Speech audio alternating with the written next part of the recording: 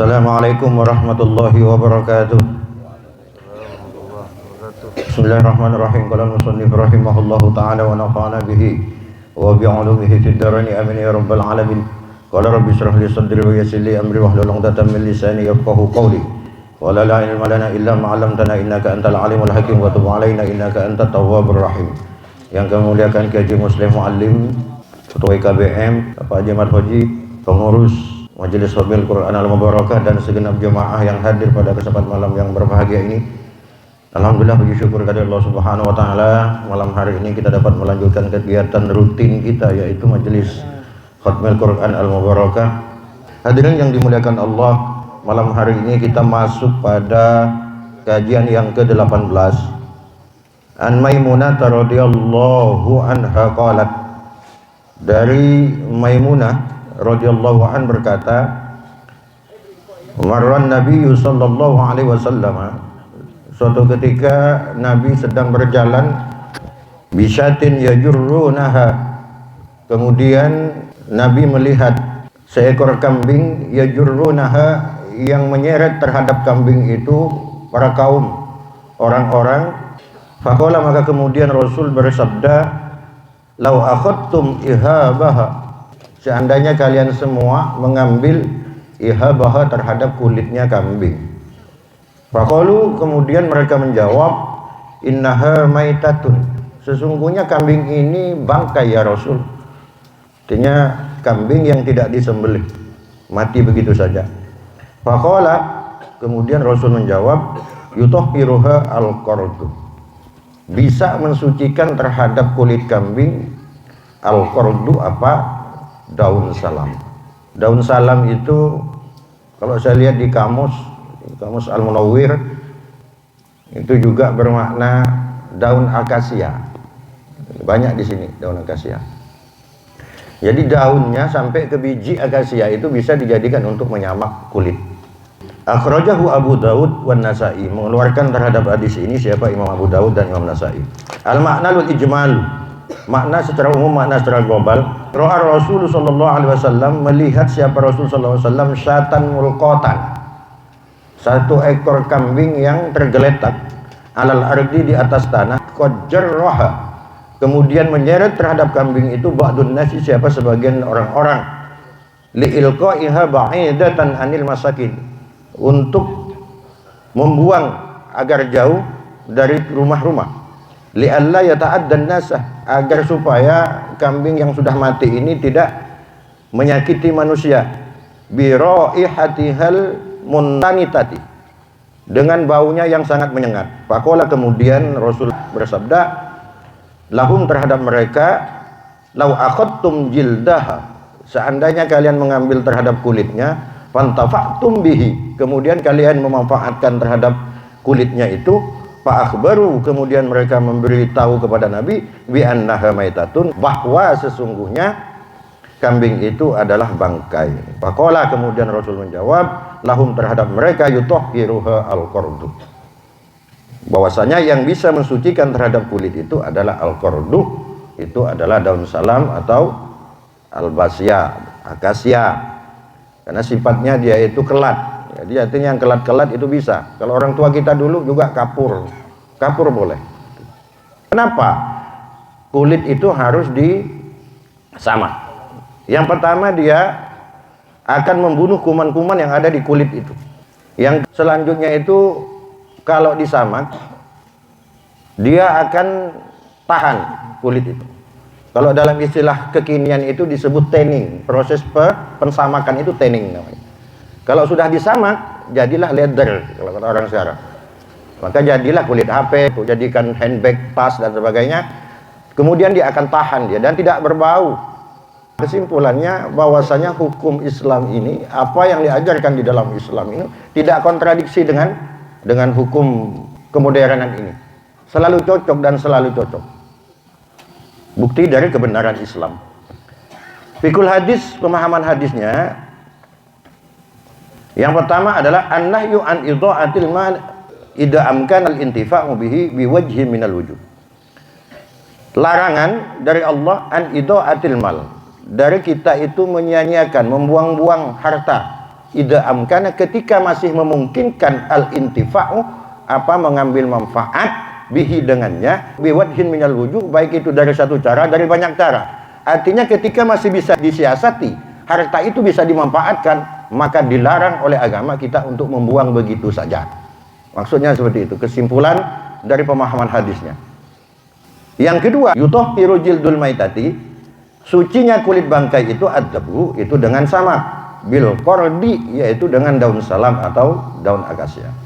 Au ma yakumu maqamahu, atau sesuatu yang fungsinya itu sama, sejenisnya maksudnya. Kasyibbi, seperti contohnya kulit delima. Kulit delima masuk di sini. Bisa juga. Wa qasyir raman, dan kapur, min kulli harifin, dari sesuatu yang kelap. Yanzi'u, yang bisa mengangkat rutubatan najasati, terhadap cairan-cairan najis itu, mimmasamihi, dari pori-pori kulit. Wala yahsulu adzabhu, dan tidak dianggap menyamak itu bisyamsi, dengan cara dijemur di matahari. Indal jumhuri, menurut ulama jumhur. Jadi menurut ulama jumhur tak boleh dijemur lewat matahari, kita cara mensamaknya itu tidak boleh. Jumhur itu adalah pendapat mayoritas ulama. Kita ada 4 madhab.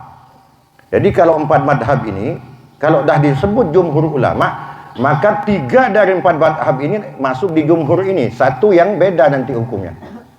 Contohnya di sini, khilafan li ashabi Abi Hanifah. Yang setuju dengan mensamak dengan matahari ini ada Imam Abu Hanifah dan pengikut-pengikutnya. Kalau Imam Malik, Imam Syafi'i, Imam Hambali, itu tidak boleh. Matahari tidak masuk. Tapi kalau Imam Abu Hanifah boleh. Jadi terkait kelarangan di sini, tadi disebut di atas kita dilarang untuk membuang-buang harta. Di dalam agama itu kita hukum itu ada hukum ini perintah, yang sifatnya perintah. Kalau kata usul fikihnya begini. Kalau nama perintah itu al-aslu fil amri lil wujub. Hukum asal dari sebuah perintah itu adalah wajib dilakukan.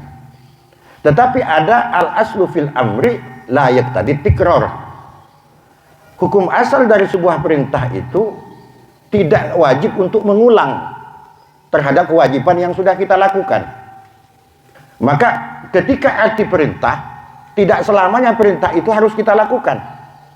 Contoh perintah yang artinya wajib. Idza nudiya lis-sholati mi yaumil jumu'ati fas'au. Ketika kalian telah mendengar panggilan pada hari Jumat, maka fas'au, kalian bersegeralah. Itu perintah wajib. Fas'au itu bersegera untuk ke masjid. Fa idza qudiyatis sholatu fantasiru.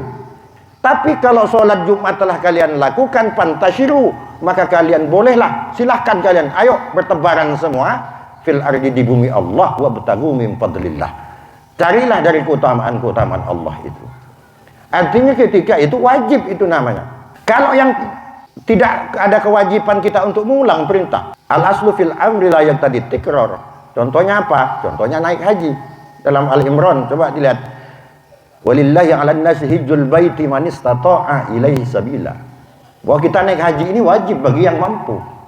Tapi la yaqtadi tikrar. Tidak ada kewajiban kita untuk mengulang kalau yang sudah haji. Bahkan ada keterangan di dalam hadis, orang yang sudah haji itu daripada dia naik haji lagi, bagus disumbangkan ke anak yatim, fakir miskin dan sebagainya. Itu di hadis diterangkan.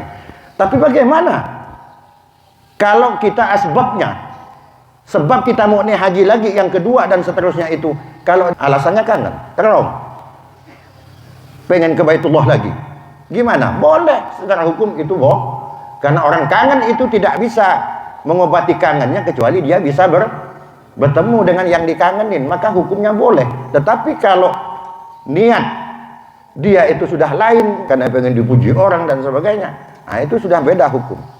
Jadi asbabun nuzul, asbabul wurud dalam sebuah hukum ini harus yang kita teliti. Kenapa? Karena hukum fikih ini adalah furu'iyah. Yang nama hukum furu'iyah ini pasti banyak pendapat-pendapat yang ada di dalamnya.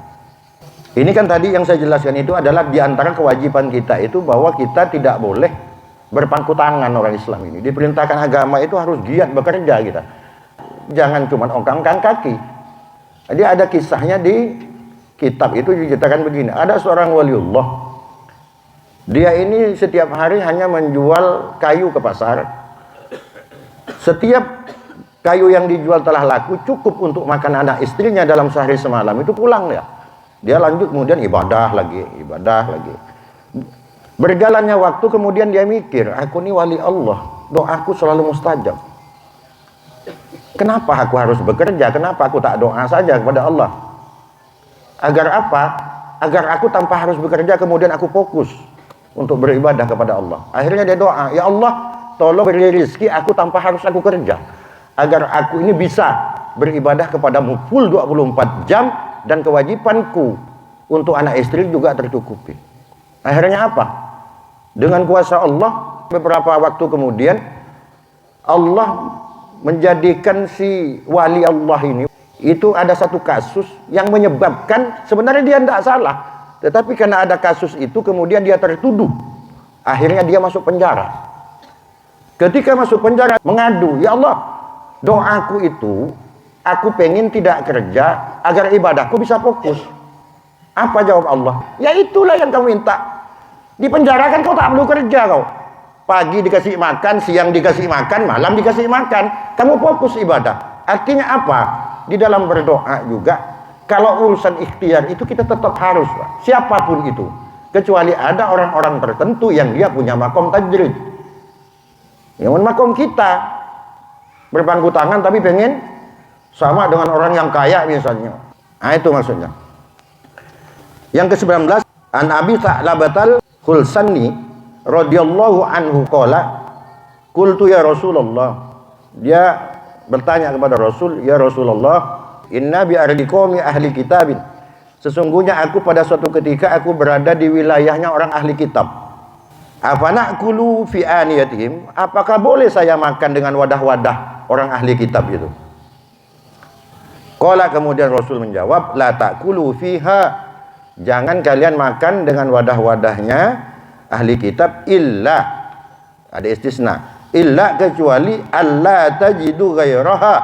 Kalau kalian tidak menemukan yang lain lagi, tidak ada lagi wadah selain punya ahli kitab itu.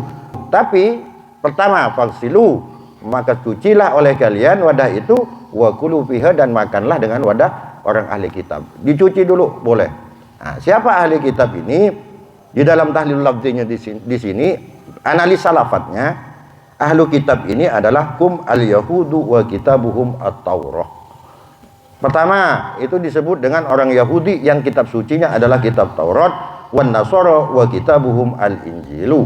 Dan orang Nasrani yang kitab sucinya adalah Injil. Maksudnya, orang yang hidup pada zaman Rasulullah sallallahu alaihi wasallam tapi dia tetap berpegang teguh kepada kitab Taurat, dia tetap berpegang teguh kepada kitab Injil yang asli. Apa masih ada ahlu kitab tuh? Ada, tapi sebagian kecil saja. Dan kalau di Indonesia hampir tidak ada, tapi kalau di Timur Tengah masih banyak orang ahli kitab itu. Jadi orang ahli kitab ini tidak boleh kita memakai wadahnya. Alasannya kenapa? Mana syari'u anil akli wa syurbi bi awanil yahudi wan naswara wa la'alla sirrul man'i najasatu tilkal awani ghaliban.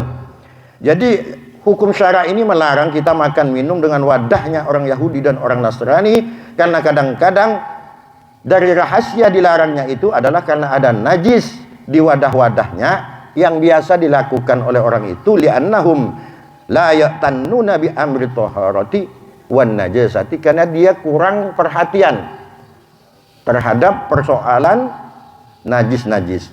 Amma fi halatil ittirar, tetapi ketika pada masa-masa pada waktu kita itu kepepet, fa'abahalana syari'u, maka boleh bagi kita itu asyari'u, apa hukum syara', awaniyahum, terhadap wadah-wadah mereka, ba'da ghasliha, setelah kita mencucinya, bil ma'i, dengan air, linatahaqquqi min taharatiha, agar kita meyakini terhadap kesucian dari wadah-wadah mereka itu.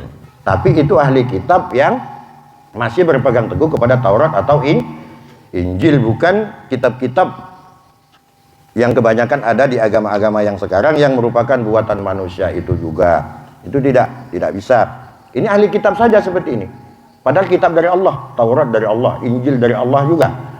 Tetapi karena Islam ini adalah agama yang sempurna, penyempurnaan dari semua kitab itu, maka kita tidak boleh memakai wadah-wadah dari mereka itu. Fikul hadisnya apa?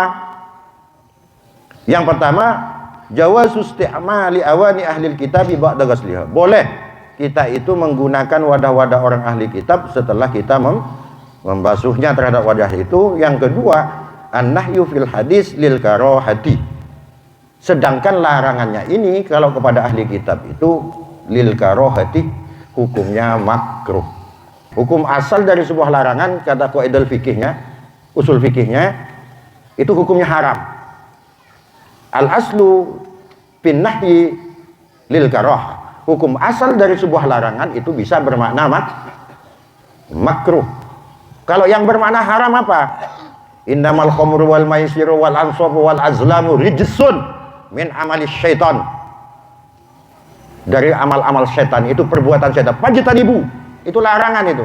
Berarti ketika dilanggar maka hukumnya haram. Ada hukum itu dilarang tapi hukumnya hanya makruh. Contohnya sampean gini, dalam sholat, kalau kita berjemaah sholat, sampean jadi makmum, syarat seorang makmum itu tidak boleh mendahului di dalam rukun sampai 3 rukun di dalam satu sholat itu.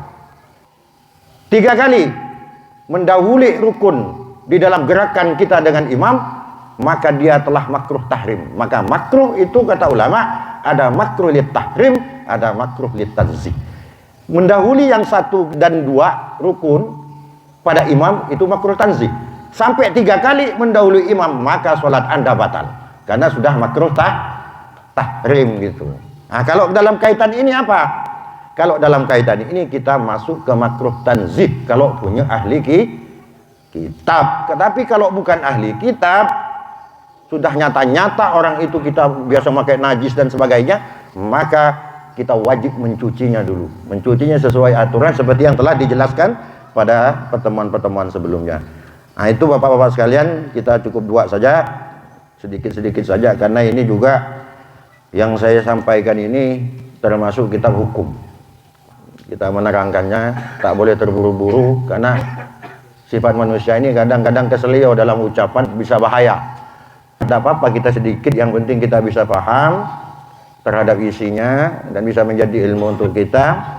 Karena kembali kepada pertemuan sebelumnya saya menjelaskan itu bahwa rujukan kitab itu tidak sedikit, jutaan kitab yang ada. Bahkan Bulughul Maram yang kita bahas ini, saya pegang Ibadatul Ahkamnya. Ini sarahnya ini puluhan. Sarahnya Bulughul Maram itu ada puluhan. Saya di rumah hanya punya 4. Termasuk Subulus Salam, kitab Subulus Salam adalah sarah Bulughul Maram, Ibadatul Ahkam ini. Cuman yang saya bawa ke jemaah ini hanya 1. Artinya rujukan kitab-kitab itu banyak. Kalau ketika ada sedikit perbedaan-perbedaan itu di dalam pemahaman hukumnya dari para ulama-ulama itu, tinggal kita patokannya kepada Ahlus Sunnah wal Jamaah. Kita harus mengambil yang lebih itimat atau jumhur seperti tadi itu. Kalau pendapat ulama itu kita ambil yang lebih banyak, harus yang lebih banyak. Kalau hanya qaul sifatnya itu hanya pegangan tertentu dan oleh orang-orang tertentu, tidak boleh oleh semua orang. Orang awam tidak boleh. Yang boleh itu adalah hukum-hukum yang ada kontradiktifnya, itu kita harus pakai dasarnya dahar yang jumhur atau itimat ulama. Jadi kalau ada hukum aneh-aneh, ini ada qaul, itu hanya qaul 1 orang. Dari 1000 orang mengatakan putih, tapi 1 mengatakan hitam, masa kita ikut yang 1 yang menyatakan hitam? Pasti kita ikut yang 1000, karena kebenarannya itu lebih mendekati kepada kebenaran itu daripada yang 1 itu. Gitu maksudnya. Demikian yang dapat kami sampaikan. Assalamualaikum warahmatullahi wabarakatuh.